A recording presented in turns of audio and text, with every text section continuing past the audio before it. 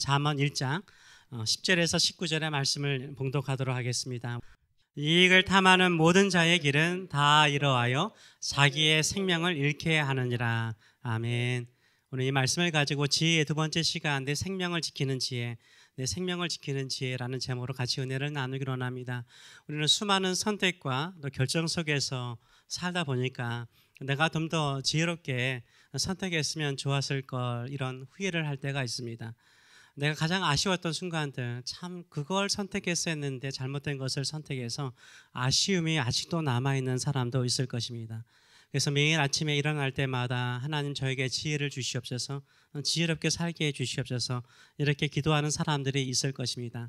잠언이 강조하는 첫 번째 지혜는 무엇입니까? 지혜를 얻는 시작, 비기닝이 있다고 말하고 있습니다. 지혜를 얻는 시작, 비기닝은 무엇입니까? 하나님을 경외하는 것이 지혜를 얻는 시작이라고 지난주에 낱이 나누었습니다. 즉 하나님을 경외하기 시작하면요, 지혜가 우리 마음속에 들어오기 시작합니다. 우리가 지혜로운 인생을 살게 되는 줄 믿습니다. 그렇다면 하나님을 경외하는 사람은 어떤 사람인가요? 하나님을 잘 믿는 사람이죠. 하나님을 잘 섬기는 사람입니다. 하나님을 잘 섬기는 사람은요, 하나님을 예배하는 사람이죠. 하나님을 예배하지 않고 하나님을 경외한다라고 말할 수 없어요. 하나님을 경외하는 사람은요, 하나님께 예배하는 사람이에요. 하나님께서는 예배하는 사람에게 지혜를 주시고 지식을 주시는 줄 믿습니다. 그래서 예배할 때 하나님께서 놀라우신 일을 이루세요. 그러면 잠언에서 말하는 지혜는 뭘까요? 잠언에서 말하는 지혜나 지식은요, 어떤 세상적인 학문, 박학다식한 거, 어떤 똑똑함을 말하지 않습니다. 성경에서 말하는 지혜는요, 일종의 분별력을 말합니다. 옳고 그름을 분별하는 능력을 말하는 거예요. 사람의 마음을 읽을 수 있고 이해할 수 있는 이해력을 말하는 거예요. 시대의 흐름을 깨닫고 하나님의 일하심을 분별할 수 있는 그 분별력을 말하는 거예요. 조급해서 실패하거나 실수를 하는 것보다는요, 하나님의 때를 기다리면서 신중하게 결정해요. 그래서 하나님의 인도하심을 받는 그런 분별력을 말하는 것입니다. 그래서 잠언을 쓴 목적이 2절에서 5절의 말씀을 보게 되면 솔로몬이 잠언을 쓴 목적이 있습니다. 그 목적에 대해서 영어 성경 보게 되면 이런 단어들을 쓰고 있습니다. understanding, 이해를 준다는 거예요. insight, 통찰력을 준다는 거예요. prudence, 똑똑함도 현명함이라는 뜻도 있지만 신중함, 신중함이라는 뜻이 있어요. discretion, 분별력이죠. guidance, 안내하고 인도한다는 거죠. 우리가 예배를 통해서요, 하나님께서 일하시는 것을 이해할 능력이 생기고요, 옳고 그름을 판단할 수 있는 분별력이 생기게 되고요, 하나님의 때를 기다릴 수 있는 신중함이 생기는 거예요. 선과 악과 나쁘고 좋은 것을 분별할 수 있는 힘이 생기는 거예요. 또 하나님의 일하심을 보기 때문에 하나님의 인도하심을 따라서요, 하나님의 길을 가는 거예요. 안전한 길을 갈 수 있는 거예요. 어떤 사람에게 이런 지혜를 주십니까? 예배하는 사람에게 주신다라고 말씀하고 있어요. 하나님을 경외하고 예배하는 사람에게는요, 이 세상을 통찰력 있게 볼 수 있는 통찰력을 주시고요, 이해력을 주시고 분별력을 주시는 줄 믿습니다. 이런 지혜를 사모하시는 저와 여러분 되시길 축원합니다. 저 같은 경우에는 새벽 예배나 주일 예배를 드리면서 예전보다 좀 신중해졌다라고 저는 생각합니다. 제 성격이 약간 말도 빠르지만요, 행동하는 것도 되게 빠른 스타일입니다. 결정도 좀 빨리 하는 급한 성향을 좀 가지고 있습니다. 근데 요새는 급하게 결정하거나 급하게 행동하지 않아요. 예배를 드리고 기도할 때마다 내가 이렇게 해야 되겠습니다라고 생각하면 하나님께서 좀 기다려봐라, 좀 기다려봐라, 좀 신중해봐라, 한 번 더 생각해봐라, 이렇게 저에게 말씀하실 때가 참 많아요. 그러다 보니까는 신중하게 그때 그 말을 했으면, 그때 그 결정을 했으면은 큰일 날 것들이 많았어요. 근데 하지 못하게 하시더라고요. 그러면서 위기라든가 어려움들을 넘어갈 수 있는 힘을 주셨어요. 우리가 예배하고 기도하면요, 하나님께서 우리를 바른 길로, 하나님의 길로 인도하여 주시는 줄 믿습니다. 여러분은 좀 어떠세요? 여러분은 예배하면서 기도하면서 이런 하나님의 인도하심을, 또 분별력을 가지고 살고 계시는지요? 분명히 하나님을 경외하고 의지하는 자에게 이런 분별력을 주시는 줄 믿습니다. 오늘 본문에는 두 번째 지혜로운 분별력을 말하는데요, 생명은 욕심과 관련이 있다라고 말씀하고 있어요. 19절의 말씀을 보게 되면 이익을 탐하는 모든 자의 길은 다 이러하여 다 망한다는 것입니다. 자기 생명을 잃게 한다라고 말을 하고 있어요. 여기서 이익을 탐한다는 것은 이득을 얻는 것을 말하는 게 아니에요. 우리가 정당하게 수고하고 노력해서 이득을 얻는 건 당연한 거예요. 성경도 그것을 말하고 있어요. 농사를 지어서 풍성하게 열매를 맺는 것이 하나님의 축복이라고 말하고 있어요. 달란트 비유를 통해서 그 달란트를 가져가서 장사하여 이득을 남기는 것을 우리 주님께서 칭찬하셨어요. 그래서 우리가 수고해서 얻는 이득은요, 복인 거예요. 풍성한 복을 얻는 것은 하나님이 원하시는 거예요. 근데 오늘 본문에 나와 있는 이득을 탐하는 것은 탐욕을 말하는 것입니다. 그 탐욕은 어떤 것입니까? 지나친 욕심일 뿐만 아니라요, 합법적으로 정당하게 말씀을 따라서 얻는 이득이 아니라 불의하게 얻는 거예요. 남의 것을 강압적으로 강제적으로 빼앗아서 얻는 그런 이득은요, 반드시 망하게 될 뿐만 아니라 자기 생명까지도 잃게 된다라고 말을 하고 있어요. 그래서 지나친 탐욕은요, 자기 생명을 잃게 만들어요. 자기 생명을 단축시키는 거예요. 내 생명을 단축시키고 싶습니까? 인생을 좀 힘들게 살고 싶습니까? 탐심을 가지면 돼요. 탐욕을 가지게 되면요, 하나님이 주시는 생명을 온전하게 누리지 못해요. 오히려 주님이 주시는 그 풍성한 생명 가지고요, 힘들게 살아가요. 미워하고 경쟁하고 시기하고 질투하다 보니까 그 아름다운 생명 가지고요, 헛되게 살아갈 때가 참 많습니다. 그래서 이런 탐욕을 이기는 비결에 대해서 두 번째로 지혜를 이야기하고 있는데요, 첫째는 미혹하는 자를 멀리하라 라고 말하고 있습니다. 10절의 말씀을 보게 되면 내 아들아, 악한 자가 너를 꿰일지라도 따르지 말라라고 말하고 있어요. 우리 주변에도요, 이렇게 미혹하는 사람, 악한 사람들이 있어요. 우리도 모르게 그 악한 사람의 말에 귀를 기울일 때가 있습니다. 근데 그들을 따르지 말래요. 그 유혹에 넘어가지 말라라고 말합니다. 15절에서도 내 아들아, 그들과 함께 길에 다니지 말라, 내 발을 금하여 그 길을 밟지 말라라고 말씀하세요. 그들과 함께 다니지 말라는 거예요. 그들이 가는 길을 따라가지 말라라고 말을 하고 있습니다. 그래서 미혹하는 자가 우리 주변에 늘 있다라는 것을 기억해야 돼요.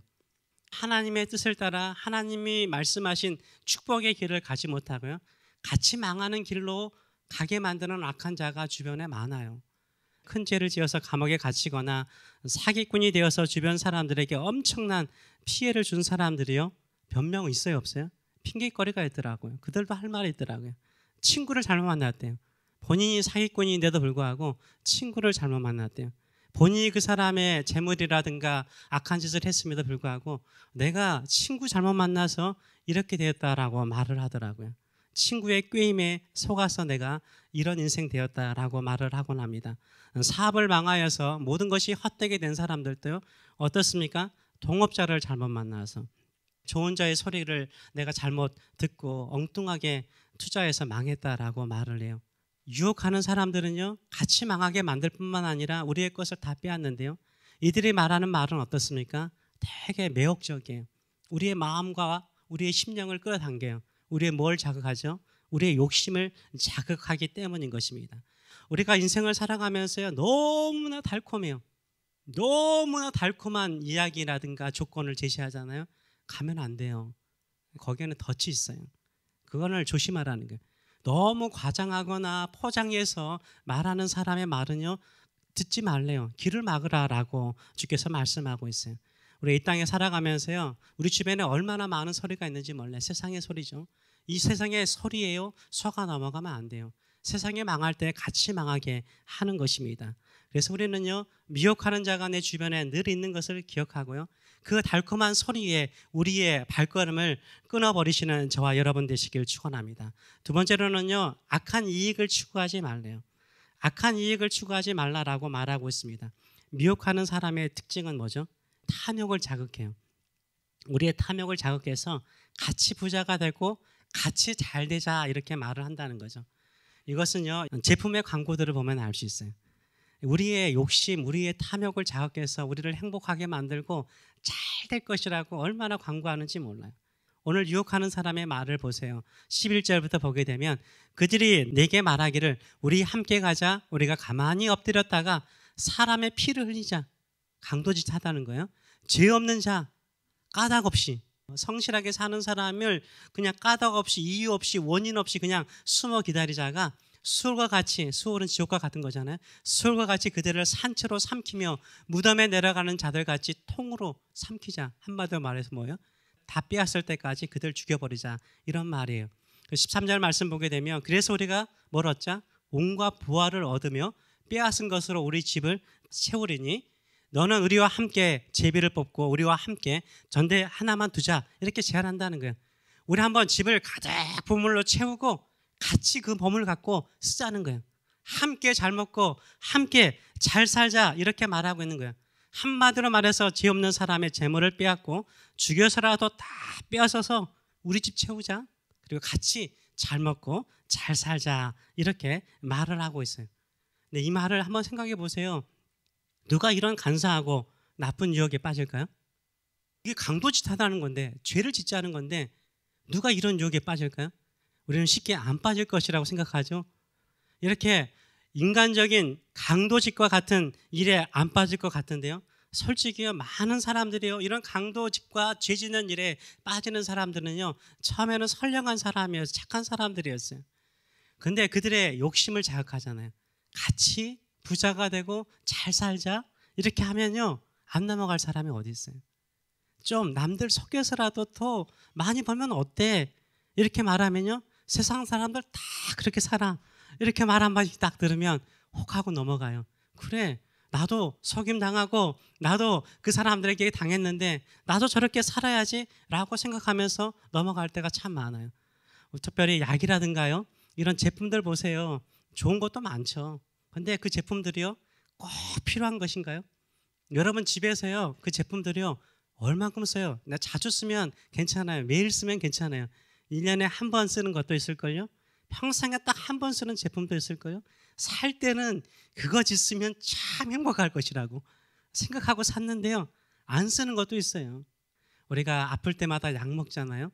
그 약은요, 대부분의 약은 뭐가 있어요? 사이드 이펙이 있어요. 부작용이 있어요. 없는 약 없어요. 인간이 만든 약들은요, 다 부작용이 있어요. 근데요, 약의 설명서 보세요. 약의 좋은 점, 장점은 크게 적어놔요. 그리고 사이드 이펙, 부작용은요, 아주 깨알같이 작게 만들어요. 그리고 물건들 보세요. 가공된 물건들은요, 대부분 화학약품이 들어가 있어요. 화학약품이 들어가 있기 때문에 몸에 그렇게 좋은 건 아니죠. 그런데요, 부작용이 있잖아요.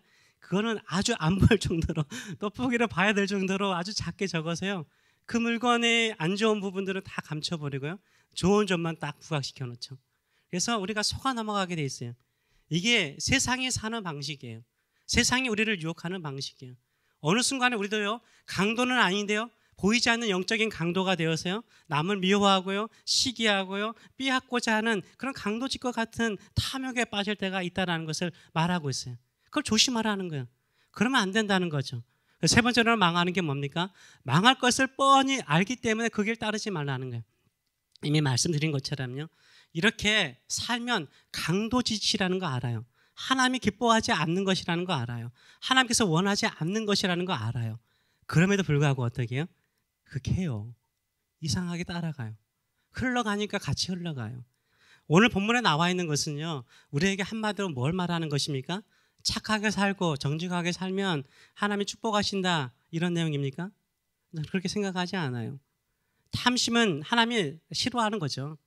정직하고 깨끗하게 이득을 얻으라는 의미도 있지만요, 여기에서는요, 생명에 대한 이야기를 하잖아요. 재물을 잃을 거란 말을 하지 않고 생명을 잃어버릴 것이라고 생명과 연결을 시켜요. 탐심은요, 생명과 관련이 있는 거예요. 예수님을 믿고 난 다음에 우리의 생명은 누구의 생명이 되었습니까? 예수님의 생명이 된 거예요. 우리 생명은 아니에요. 우리가 오늘 성찬식을 하잖아요. 우리가 이 성찬식에 참여하면서요, 떡과 잔을 받으면서 우리는 무엇을 고백합니까? 나는 이미 십자가에서 함께 예수님과 죽고 예수님이 살아나심을 통해서 같이 새로운 사람으로 살아난 거잖아요. 예전에는 세상 사람들과 똑같이 탐심과 내 욕망을 위해서 살았지만 이제는 예수님과 함께 그 탐심도 다 죽고 예수님과 함께 살아나서 새 생명을 얻은 거잖아요. 그러면 이 생명을 가지고 어떻게 써야죠? 내 생명이 아닌데 예수님을 위해서 살아야 되죠. 근데 내가 내 욕망과 내 욕심을 따라 살게 되면 그 생명조차도 위기 속에 빠질 수 있다라고 말하고 있어요. 그렇지 않도록 조심하라라고 말하고 있어요. 그래서 뻔히 그것이 악한 것을 알고 그것이 잘못된 것을 알매도 거기에 너의 발을 디디지 말라라고 말하고 있어요. 16절의 말씀 보게 되면 대저 그 발은 악으로 달려가며 피를 흘리는데 빠름이니라. 새가 보는 데서 그물을 치면 헛일이겠거늘. 새가 보고 있는데 그물 치면 새가 그 그물에 오겠습니까? 멍청한 새 아니고는 그렇죠? 안 오죠. 헛일이래요. 헛일이거늘. 그들이 가만히 엎드리면 자기의 피를 흘릴 뿐이요 숨어 기다리면 자기의 생명만 해할 뿐이다 라고 말을 하고 있어요. 그래서 예수님께서는 우리에게 말씀하시길 뭐라고 말씀합니까? 누가복음 12장 15절 새벽에 말씀 본 말씀인데 그들에게 이르되, 예수님께서 그들에게 이르신 거예요. 삼가 뭐 하라고요? 모든 탐심을 물리치라. 사람의 생명이 그 소유에 넉넉한 데 있지 아니하니라 라고 말씀해요. 사람의 생명이 그 소유에 넉넉한 데 있지 않다. 그래서 삼가, 영어로 보시면 watch out, 조심해라 좀 그래요. watch out, 조심해라. 모든 탐심, 어떤 탐심이 아니라 모든 탐심은 다 조심해라. 그건 너희를 망하게 하는 것이다 라고 말을 하고 있어요. 그래서 욕심이요 우리 인생을 힘들게 만들어요. 욕심이요 우리 마음을 괴롭게 만들어요. 여러분 한번 생각해 보세요. 욕심이 많잖아요. 근데 욕심대로 다 이루어지나요? 사람들은 다 욕심대로 살기 때문에 욕심대로 살다 보니까 경쟁이 돼요. 욕심대로 안 돼요. 특별히 이민 생활은 우리가 후발주자잖아요. 후발주자가 선두를 달리고 있는 민족들이라든가 사람들, 가문들을 따라잡기라는 것은요 힘들어요. 그래서 뭐가 더 생기죠? 욕심이 생겨요. 욕심이 생기는데 욕심대로 안 돼요. 안 되니까 뭐가 나요? 남자분들은 그래서 뭐가 많아요? 분노가 많아요. 분노가 많아요. 나이가 들면 들수록 생각보다 빨리 화를 내요. 급히 화를 내요. 왜요? 분노 조절이 안 돼요. 그래서 요새는 상담하러 오신 분들이 분노 조절이 안 돼서 오신 분들이 참 많아요. 왜 그럴까요? 탐심이 있기 때문에. 욕심을 내고 막 하려고 하는데 안 되죠. 안 되니까 그냥 자기 자신에게 화가 나기도 하고 자기 인생에게 화가 나기도 하고 그것을 가족들에게 표출해 버리는 거예요. 그러다 보니까는 뭐 혈압도 높아지고 쓰러지기도 하고 그런 경우가 많아요. 탐심을 물리치라라고 말씀하고 있어요. 그래서 우리 주님께서 하시는 말씀이 뭡니까? 탐심을 이기는 길은 12장 똑같은 12장 31절에 이렇게 말씀하세요. 다만 너희는 뭘 구하라? 그의 나라를 구하라. 하나님의 나라를 추구하라는 거예요. 하나님의 나라를 추구하면 너희가 얻고 싶은 거 다 하나님께서 공급하여 주신다라고 말씀하고 있어요. 그러면서 너희 마음을 어디에 둬야 되느냐? 하나님 나라에 두라는 거예요. 그래서 34절의 말씀을 보게 되면 너희 보물이 있는 곳에는 너희 마음도 있느니라. 너희가 보물처럼 소중히 여기는 그 마음이 있는 곳에 너희 마음이 있다는 거예요. 우리 마음을 어디에 두라는 거예요? 하늘나라에 너희 마음을 두고 살라라고 말씀을 하고 있습니다. 그래서 오늘 두 번째 지혜는 뭡니까? 하나님을 경외하는 사람은요 내가 내 욕심이나 내 집을 채우기 위한 탐욕의 인생을 사는 사람이 아니라 무엇을 추구하는 사람이요?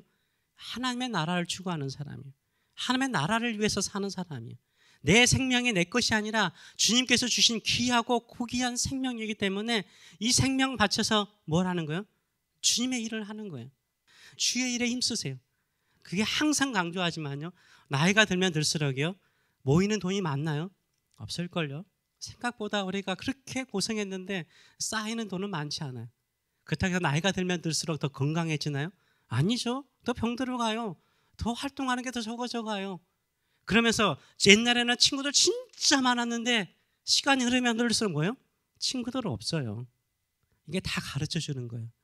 너희가 젊었을 때는 힘이 있을 때는 세상에 매이고 세상 사람들의 유혹에 끌려서 막 먹고 사는 일, 좀 더 내 집에 가득 채우고자 하는 수고람을 가지고 살았는데 가면 갈수록 물질은 없고 건강은 잃어가고 주변의 친구들은 적어져 가요. 그러면서 어디로 가까이 가게 만드는 거죠? 하나님께 가까이 나가게 만드는 거예요. 우리가 할 수 있는 게 뭐라고 생각하세요? 저는 예배만큼 소중한 것은 없다고 생각해요. 하나님을 가까이 하는 삶을 살아가시는 저와 여러분 되시길 축원합니다. 아브라함이 한 게 뭐예요? 아브라함은 예배하는 사람이었어. 하나님을 섬기는 사람이었어. 75세가 되니까 자식도 없으니까 할 수 있는 게 있어요, 없어요? 하나님의 부르심을 따라서요. 하나님이 세우시는 그 나라가 이 땅에 임하도록 사모하는 마음으로 기다리고 예배하고 기다리고 예배하죠. 그때 하나님이 일하시는 거예요. 그때 하나님의 일하심을 보게 되는 것입니다. 연초에 다시 한번 여러분에게 강조합니다. 예배를 통해서 하나님께를 가까이 하시는 저와 여러분 되시길 축원합니다. 그 생명 가지고 없어지는 거, 헛일 되는 것을 위해서 살지 마세요.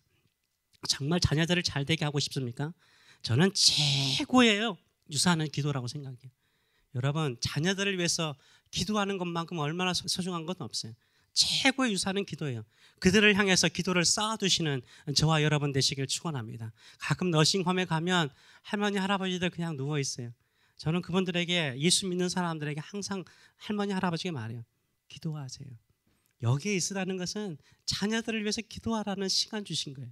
아무것도 할 수 없어요. 봉사하고 싶어도 봉사 못하고 몸이 약하니까 거기서 본인 나름대로 찬양하고 할 수 있을지라도요, 기도하는 것만큼 소중한 건 없어요. 자식들이 오든 안 오든 거기에서도 기도하는 할머니 할아버지가 있다면 그 집안은 새로워질 줄 믿습니다. 새로운 역사가 일어날 줄 믿습니다. 세상에 주는 탐심과 탐욕에 마음을 두지 말고 내게 주신 이 생명 가지고 주님의 일을 생각하고 나가시는 저와 여러분 되시길 축원합니다. 아멘. 기도하겠습니다. 살아계신 하나님 아버지, 시므온이나 안나는 모든 것을 잃어버려 것처럼 보였지만 그들의 인생을 불행하게 만들지 않는 것은 성전에 와서 예배하고 기도함을 통하여서 장차 너희에게 오실 메시아를 만나게 될 것이라는 성령의 음성을 듣고 그 이루어지는 일을 보았나이다. 우리가 나이가 들면 들수록 우리의 마음을 천국에 들고 하나님의 마음에 들고 살아가는 저들의 심령들 되게 하여 주시옵소서. 탐심에 끌려서 우리 생명 잃어버리고 건강 잃어버리고 인간관계 깨지고 무너지는 인생이 아니라 하나님을 가까이함을 통해서 하나님께서 이루시는 일들을 바라보고 그 능력 안에서 찬송하고 경배하면서 더 하나님의 거룩한 일에 쓰임받는 저희들의 삶들 될 수 있도록 복되게 하여 주시옵소서. 모든 영광과 찬송과 경배를 받으시기에 합당하신 하나님 아버지의 크신 사랑하심과 우리를 위해서 죽으시고 약한 나를 강하게 만드시고 가난한 자를 부하게 만드시고 눈먼 자를 볼 수 있도록 역사하시는 우리 주 예수 그리스도의 무한하신 은혜와 오늘 또 한번 믿음으로 인생의 역전을 살아보라고 계속해서 강조하시는 성령의 임재하심과 교통하심이 사랑하는 성도들 머리 위에 또 사랑하는 자녀들 머리 위에 영원토록 함께 하시기를 축원하옵나이다. 아멘.